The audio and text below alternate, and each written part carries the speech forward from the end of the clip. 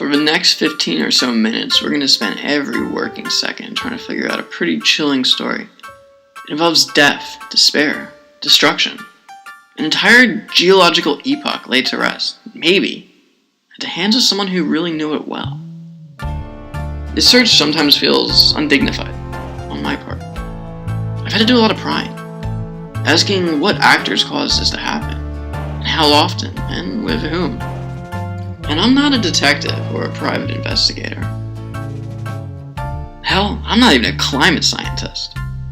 But before I get into why I've been doing so much work for a project that's not even going to be graded, I just wanted to point out something that I'd never really thought about before I started working on this story.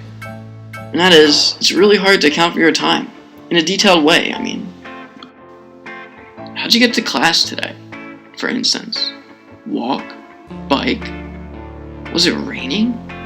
Are you sure? This is Oxford, isn't it? The entire day, right now, I want you to name every single person you talk to. It's hard. Now imagine you have to account for a day that happened a couple of decades ago. Say, July 16th, 1945. Or maybe sometime in the 1600s. Or like 14,000 years ago. Now imagine doing this without the benefits of text messages, or Facebook, or even Instagram. I know, pretty difficult. Our episode today is called The Sixth Extinction, and I was going to do a bit here about Bruce Willis and a little mentally disturbed child who kept screaming, "I see dead animals!" But time is running out, and there's a lot to cover. To mix podcast / public radio illusions a bit, it's This Planetary Life from WBEZ Oxford. I'm Ira Grass, your host. On our show today, we're going to be talking about the Anthropocene, about extinction, about what it means to be human on a planet that's increasingly being sculpted by what we do. And do you remember that murder case I was talking about earlier? About the death of an entire geological epoch? Well, the culprit might just have been us.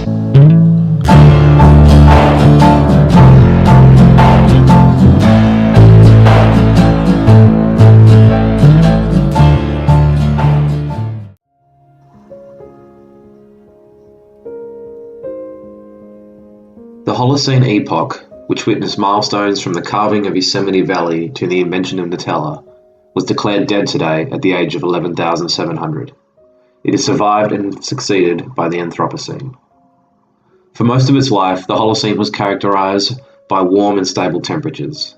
Its pleasant climes not only supported a great biodiversity of life, including cacti, mangroves, and blue whales, but also allowed a certain tribal primate to establish a firm foothold. From the Mesolithic to the Neolithic, its stable temperatures allowed us to simultaneously develop agriculture all over the world, and thus provided the foundational basis for the creation of cities, art, and science. Without the Holocene, there is no Copernicus, Darwin, Marx, Curie, Swan Leavitt, Knut Hampson, dugongs, turtles, or jazz. Despite its warm and stable climatic personality, the Holocene wasn't immune to fluctuations in mood. The mid-Holocene thermal maximum saw the Greenland ice sheets wane during a brief period of global warming, driven by changes to Earth's obliquity and precession. The medieval warm period from 600 to 1200 AD, resulting from an increase in solar intensity and decline in volcanic activity, allowed grapes to be grown in Britain, and the settling of Greenland by the Vikings. The Little Ice Age from 1400 to 1800 AD was also notable, driven by a reduction in solar output and a peak in volcanic activity, which resulted in the routine freezing of the Thames. Despite the Holocene's proven resilience over 12 millenniums of changing solar cycles, volcanic eruptions, and human expansion, with the explosion of the Trinity atomic weapons on July 16, 1945, the Holocene finally submitted. No one knows if a serious effort could have saved it, but it is clear that no such effort was made. Attempts to call attention to its fragility were thwarted by other considerations. To those Homo sapiens forging the first technologies of agriculture, the planet must have seemed a vast and expansive world, teeming with a dizzying diversity and abundance of wildlife. shoals of fish that could stop the passage of boats, flocks of birds that could block out the sun. Today, as the Holocene closes out and the Anthropocene begins, humanity finds itself living in a much depleted world. Forests denuded, oceans pillaged, atmospheric chemistry altered, ecologies ailing, planetary thresholds breached. The Holocene was a boon for humans, a lucky climactic break that we wasted no time taking advantage of. And for most of the 11,700 years that followed, our impacts were confined to local and regional scales. But in the last few generations, something has fundamentally changed, and the scope of our impacts has taken on an existential dimension. Today, climate change, pollution, and mass defaunation assault the planet from all angles. There is a new geological force on the planet, and the future is far less certain.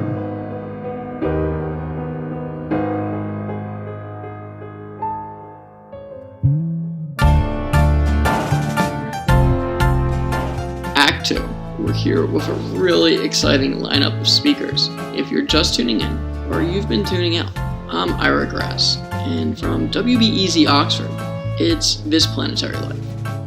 We're here today talking about the Anthropocene, about the ghosts of animals past, about what it means to be human in this new reality of extinction, death, despair. From the Troy Institute of Technology, we have Cassandra. Let's hear from her now. Hi, I'm Cassandra. I'm a climate scientist at Troy, and I've been researching climate change for over 200 years. And here I still am, still talking about it. But I guess I'm happy to be on this panel. Thanks for having me, Ira. We're happy to have you. We have a bit of a professional rivalry in the studio today. We have Panglosa from the Voltaire School of Geography. Thanks, Elan. Hi, thanks for having me here. I'm a climate scientist like Cassandra, and although we've had some divergent views in the past, I'm happy to be here too. Also, I have a talent for predicting the future, and I'm so excited to share my knowledge with the rest of the world. And I'm really happy to announce that we have a very special guest today. She is an expert in her field and someone who's been capturing the imagination of countless people across the world. It is Lane Buddle. Hello, yes, thank you for having me. I'm Lane Buddle, primatologist, anthropologist, and animal welfare activist. I'm very surprised to see that there aren't any primates on this panel today, but I'm glad that I can be here speaking on behalf of them. Well, Joe, I guess that's a natural segue to you. Guy from Street, Joe from Bougainville, Australia, our token layperson. Here he is. G'day, Ira. It's nice to be here, mate. I'm a really big fan. So I'm not as esteemed as the other panelists here today, but your producer said that a guy named Joe would make the show a little more grounded. So hopefully Hopefully I can fill that role. So I was listening there to the obituary that came in, and I'm not sure I understood all the different terms. So what do they mean by the Anthropocene? And did I understand right that the atomic bombs cause the end of the Holocene? Those are really good questions, and they get to the crux of this discussion. Cassandra, could you start us off? Sure. The Anthropocene is a term geologists are applying to a new epoch that's characterized by human impacts on the planet.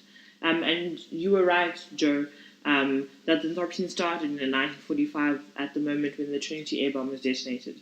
But I'm a bit frustrated, though, as to why we're still discussing this. Obviously, we're in a new epoch. Why is this still a debate? Yeah, Cassandra, I must say I completely agree with you. In fact, I've been saying for ages now that the Earth is a human planet. Humans were made from Earth, but the Earth is being remade by human hands. And I find it hard to believe that the geologists have taken so long to acknowledge this. I mean, I know that all scientists are not as gifted with foresight as me, but this was fairly obvious, wasn't it? And the sooner we acknowledge that we as humans are the planetary force, the sooner we can embrace this power that evolution has given us to reshape the planet more sustainably, improve nature, and most importantly, make life better for people. Personally, I think it's very selfish of us to think about the Anthropocene as only beginning 50 years ago. Since the beginning of human civilization, we've been changing the planet. Just ask the diprotodons when they think the Anthropocene started. And look at all the species that we've caused to go extinct, and all the species that we've domesticated over time. I spent 50 years in the forests of Africa with my friends from the Gombe chimpanzee community, and I saw how their behaviour changed over time. And what about all the other species that are being impacted? What about the butterflies? What about the frogs? What about the bats? No one is talking about the bats. Who's going to speak for them? To say that the Earth is a human planet, I think, is very narrow-minded and elitist. It's species discrimination. And this might be a good point to take a call from one of our listeners. Do we have anyone on the line?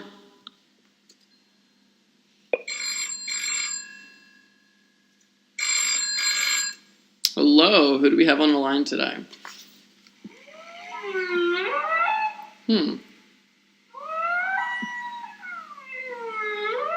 Okay, hold up. Let's keep this civil. This is public radio. Do you have any opinions more specifically on the Anthropocene? Let's steer away from the personal attacks well. He seems pretty heated to me. He does. I think we're going to have to cut this off. Let's I think it's important to give the animals a voice, though. He's got some strong opinions for a reason. He does. It's just the vulgarities as well as using. Oh my. Well, when you put it that way, well. So it's always good to be reminded that we have some very passionate listeners. The whale, he was pretty heated, but he raised some good points about planetary boundaries and the limits that humans are facing today in this new age of the Anthropocene. So, Joe, do you have any thoughts on this? I'm not sure I have any opinions on planetary boundaries. I did want to say I really liked your episode last week on the praying mantis. What an episode. I know, those things freak me out with their like beady eyes looking around everywhere. You're telling me. Yeah, I've got this dog named Rusty, and he's freaked out by the praying mantises that we get on my little property. Yeah. Yeah. You should actually come visit sometime. You ever find yourself in Australia? I don't know. Do you like homebrew? Of course you like homebrew. You'd be a mug not to like homebrew. Yeah. Yeah, you should come visit that. Okay, maybe let's turn to Cassandra. All right, let's bring it back to planetary boundaries.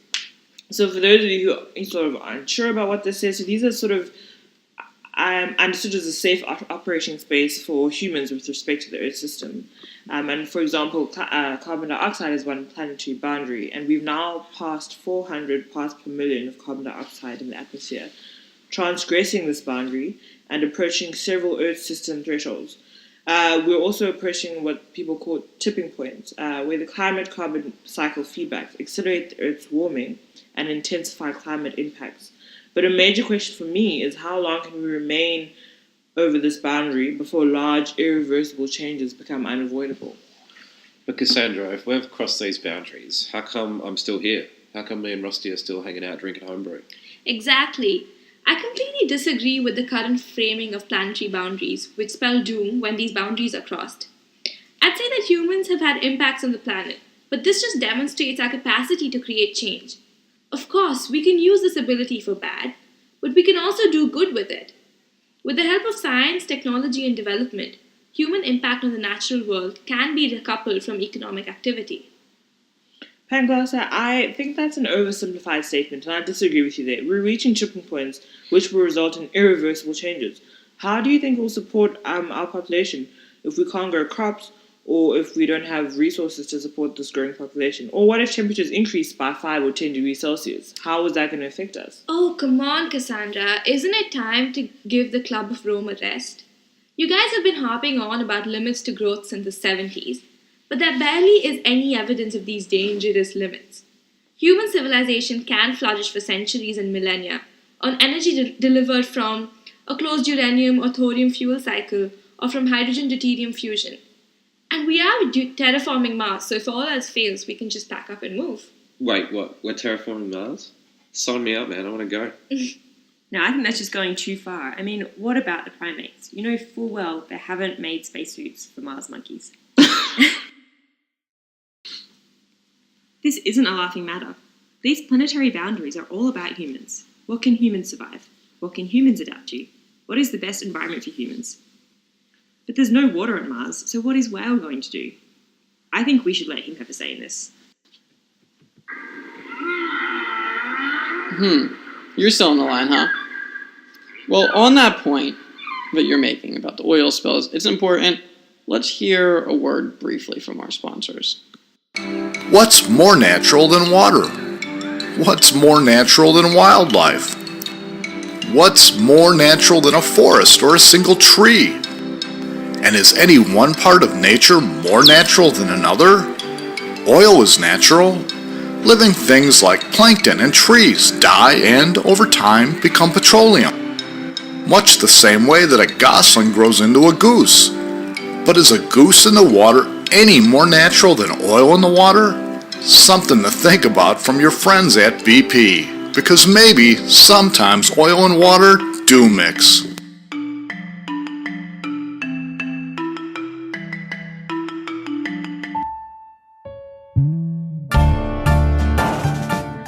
Welcome back. Again, it's This Planetary Life. I'm Ira Grass. Everyone has a story, animals included, and we're hearing from a lot of different perspectives today. Lane, let's bring things a little bit closer to home. Well, speaking about the impact on animals, scientists have been telling us for years that we are pushing life on the planet towards mass extinction. We've already seen 5 mass extinction events that have occurred in the past, but some scientists argue that this time will be fundamentally different.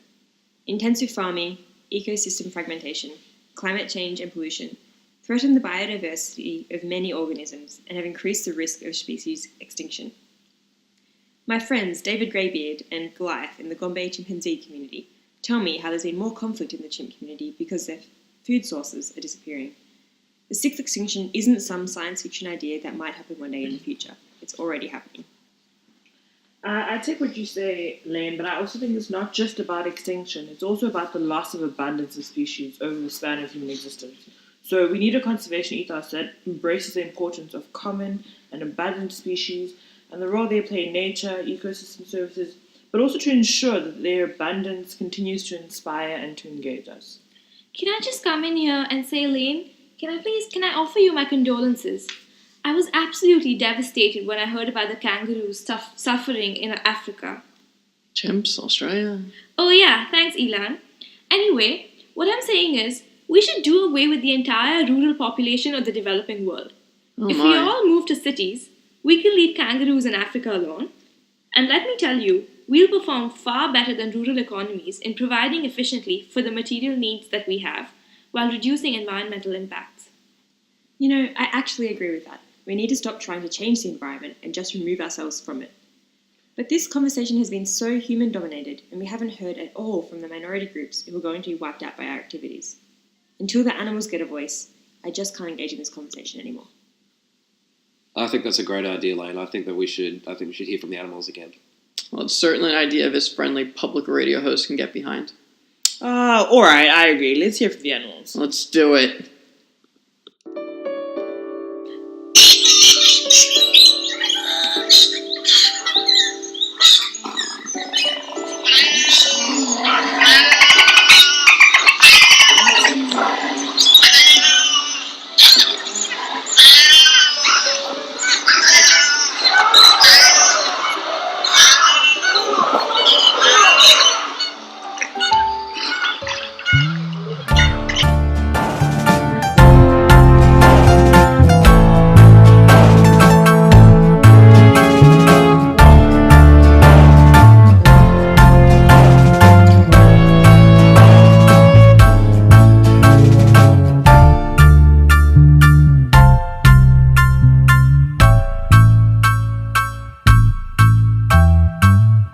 And then there's the Nisha column,